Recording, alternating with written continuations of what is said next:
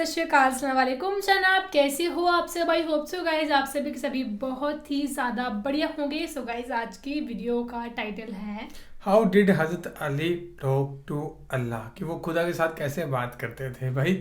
کہ جس کو اتنا بڑا ٹائٹل ملا ہے حیدر کرار، ہے نا، تو وہ کیسے بات کرتے تھے؟ کیونکہ ہم نے حضرت موسیٰ کا تو سنا ہے کہ وہ پہاڑی پہ چڑھ کے وہاں سے ڈائریکٹ بات کرتے تھے. سو ان کا دیکھتے ہیں بھائی، مولانا طارق جمیل جی کا یہ بیان ہونے والا جو سنتے ہیں اور پھر کرتے ہیں باقی باتیں ڈسکس. اور یہ ویڈیو لنک ڈسکرپشن میں دی ہے، وہ جا کے چیک آؤٹ کر لو اور ولاگس دیکھا کرو بھائی. سو باقی اس کو کرتے ہیں پلے. محترم بھائیو بہنوں دوستو معزز سامعین، اللہ کے واسطے تھوڑا سا ٹائم قرآن کے لیے آپ نکالا کریں. اے فیلاں پڑھ پڑھ توڑی مت ماری جانتی، تھوڑا سا اس کو ٹائم دیں، اس کا حق ہے. اور بھی دکھ ہیں زمانے میں محبت کے سوا، راحتیں اور بھی ہیں وصل کی راحت کے سوا. ایک آپ کا کام اتنا بھیڑا سا ہے، لوگوں کی جیبیں خالی کرنا. پہلے مداری بڑے ہوتے تھے، وہ تماشا کرتے تھے اور کھڑے انڈے سے بچہ نکال دوں گا اور بچہ جمورا. تو اس بیچارے نے نا کو پیسے پوسے اکٹھے کر لیے تھے، تو اس نے ایک نیمو کاٹا اور اس کو یوں نچوڑا، نچوڑ کے ختم کر کہا جو اس میں سے رس نکالے گا ساری کمائی اس کو دے دوں گا. ایک پتلا بھیڑا جا بندہ آیا، اس نے یوں نچوڑا، آدھا پانی نکلا. اس نے کہا تو کی بلا ہے کہ میں انکم ٹیکس افسر ہوں، میں تو لوگوں نے نچوڑ دینا، تو کی شاید. ایک آپ کا کام اتنا بھیڑا ہے، اوپر سے رویے اتنے برے ہیں، وہ بھی بددیانت ہیں، آپ کے دل میں بھی کھوٹ ہوتی ہے کہ میں بوجھا کتھو کپڑا ہے. یہ تاجر سمجھتے ہیں پیسے سے کام چلیں گے، جی کہتے ہیں پیسہ بچاؤ، اور کام تو اللہ کے چلانے سے چلتے ہیں. بے شک پیسہ اس کا ایک سبب اور ذریعہ ہے، یہ حلال کمائیں، آپ صحیح طریقے سے ان سے ٹیکس لو، کون روکتا ہے؟ ان کی کمائیاں حرام ہیں، آپ کا وصول کرنا ظلم و ستم ہے. حضرت عمر رضی اللہ عنہ بیت المال خزانہ تقسیم کر کے جھاڑو دے کے اسی کے اندر 2 نفل شکرانے کے پڑھا کرتے تھے، یا تعالیٰ شکر ہے جان چھوٹی اس سے. کچھ وقت قرآن کے لیے نکالا کریں، تھوڑا سا وقت. ہر زبان کا ترجمہ موجود ہیں، تھوڑا سا ٹائم، تھوڑا سا میرے لیے ہے، آپ کے لیے. اچھا آپ کہتے ہیں میں بہت بیزی ہوں، تو پورے قرآن میں 89 دفعہ آیا ہے یا ایھا الذین آمنوا، اے ایمان والو. یہ صرف طارق جمیل سے بات ہے، زینب اور فاطمہ سے بات ہے اور غلام احمد سے بات ہے. اے ایمان والو 89، 90 بھی پورا نہیں. یا ایھا الناس پوری دنیا سے بات ہو رہی، یا بنی آدم پوری دنیا سے بات ہو رہی، ٹھیک ہے. یا ایھا الذین کفروا اب صرف کافروں سے بات ہو رہی. یا اہل الکتاب یہ عیسائیوں سے بات ہو رہی، یہودیوں سے ہو رہی. یا ایھا الذین ہادوا یہ یہودیوں سے بات ہو رہی، ٹھیک ہے جی. اور ایک بات ہے یا ایھا الذین آمنوا، اے ایمان، یہ ان سب سے بات ہو رہی، مجھ سے ہو رہی. اور میں قربان جاؤں 89 ایک کم 90، اور اس میں تکرار ہے. 89 حکم نہیں ہے، حکم نکالوں تو 40 بھی نکلیں گے مشکل سے. سورہ بقرہ سے شروع ہوتا ہے یا ایھا الذین آمنوا لا تقولوا راعنا. پہلا یا ایھا الذین آمنوا نبی کا حق بتایا گیا کہ میرے نبی کا ادب کرو، یہ پہلا حق بتایا گیا. اور آخری ہم سے مطالبہ ہے یا ایھا الذین آمنوا 28واں پارہ توبوا الی اللہ توبۃ نصوحا. اے ایمان والو توبہ کر کے اپنے رب سے جڑ جاؤ. نصوحا، نصوحا ہوتا ہے، واہ واہ، قرآن بھی کیا عجیب کلام ہے. عمر رضی اللہ تعالیٰ عنہ جیسے آدمی جو تلوار لے کر قتل کو چلے گئے، رات کو جب ہمارے نبی نفلوں میں قرآن پڑھتے تو وہ پردے کے پیچھے کھڑے ہو کے سنا کرتے تھے. تو ایک رات آپ پڑھ رہے تھے الحاقۃ ما الحاقہ وما ادراک ما الحاقہ کذبت ثمود وعاد بالقارعہ فاما ثمود فاہلکوا بالطاغیہ واما عاد فاہلکوا بریح صرصر عاتیہ. سورہ حاقہ، اس میں بہت ردم ہے، انتہائی طاقتور ردم ہے. تو حضرت عمر سن رہے. میں تھوڑی سی آپ کو تلاوت کر کے بتاؤں تاکہ اندازہ ہو کہ کلام میں ردم کیا ہے. الحاقۃ ما الحاقہ وما ادراک ما الحاقہ كذبت ثمود وعاد بالقارعة فأما ثمود فأهلكوا بالطاغية وأما عاد فأهلكوا بريح صرصر عاتية سخرها عليهم 7 ليال و8 أيام حسوما فترى القوم فيها صرعى كأنهم أعجاز نخل خاوية فهل ترى لهم من باقية وجاء فرعون ومن قبله والمؤتفكات بالخاطئة فعصوا رسول ربهم فأخذهم أخذة رابية إنا لما طغى الماء حملناكم في الجارية لنجعلها لكم تذكرة وتعيها أذن واعية. حضرت عمر سن رہے ہیں. آپ تو ردم نے تو آپ کو جھنجھوڑا ہے, مجھے جھنجھوڑا ہے, تو عمر تو اہل زباں ہیں. سن رہے ہیں ایک دم کہنے لگے ما اشعارہ ہو, میں نے آج تک ایسا شاعر نہیں دیکھا. دل میں پردے کے پیچھے آپ وہاں کھڑے ہوئے ہیں اور یہ دل میں کہتے ہیں ما اشعارہ, میں نے ایسا شاعر آج تک نہیں دیکھا. این اس وقت میرے نبی نے یہ آیت پڑھی اِنَّهُ لَقَوْلُ رَسُولٍ كَرِيمٍ وَمَا هُوَ بِقَوْلِ شَاعِرٍ, یہ رسول کا کلام ہے, یہ شاعر نہیں ہیں. تو حضرت عمر کو ایک دم جو کرنٹ لگا تو بے ساختہ نکلا ما اسحرہ, وہ کتنا بڑا جادوگر ہے, اتنی دور سے میرا خیال سن لیا. تو آپ نے اگلا جملہ پڑھا ولا بقول کاہن, یہ جادوگر بھی نہیں ہے. قلیلا ما تذکرون, تمہاری عقل پہ پردے پڑے ہوئے ہیں. حضرت عمر پہلے یہاں ہٹ ہوئے تھے. یہ ایک معجزہ ہے قرآن. ناسے کہتے ہیں درزی کو, درزی ایک تو ناسے نصیحت کرنے والا. نصیحت کو نصیحت کیوں کہتے ہیں کہ یہ اچھی بات اس کو اچھائی سے جوڑ دیتی ہے, اچھا بول آدمی کو اچھائی سے جوڑ دیتا ہے.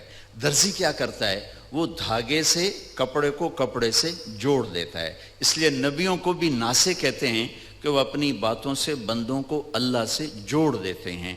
ایسے ہی توبۃ نصوحہ اللہ کہہ رہا ہے ایسی توبہ کرو کہ تم اور میں جڑ جائیں. توبۃ نصوحہ, وہ توبہ جو مجھے اپنے اللہ سے جوڑ دے. یہ آخری مطالبہ ہے. ابھی ہمارے حافظ صاحب نے تلاوت کی تھی ایھا الذین آمنوا اتقوا اللہ ولتنظر نفس ما قدمت لغد واتقوا اللہ. یا ایھا الذین آمنوا اتقوا اللہ وقولوا قولا سدیدا. یا ایھا الذین آمنوا اتقوا اللہ حق تقاتہ. یا ایھا الذین آمنوا اتقوا اللہ وکونوا مع الصادقین. 4 دفعہ ایک حکم آیا ہے, 4 دفعہ ایک حکم, تقوی تقوی تقوی تقوی. اب کہتے ہیں جی ہم تو 20ویں گریڈ کے افسر ہیں, ہمیں تو فرصت نہیں. چلو 89 دفعہ جو یا ایھا الذین آمنوا آیا ہے وہ تو کھول کے پڑھ لیں کہ اللہ کیا کہہ رہا ہے. یہ حضرت علی کا فرمان ہے کہ جب میں اللہ سے بات کرنا چاہتا ہوں تو میں نماز پڑھتا ہوں, اور جب میرا جی چاہتا ہے اللہ مجھ سے بات کرے تو میں قرآن پڑھتا ہوں. یہ اللہ کا پیغام ہے, اللہ کا خط ہے. میں رائمنڈ میں وہ پڑھا ہوں, رائمنڈ میں پڑھا ہوں اور وہیں ٹائم میرا گزرتا ہے.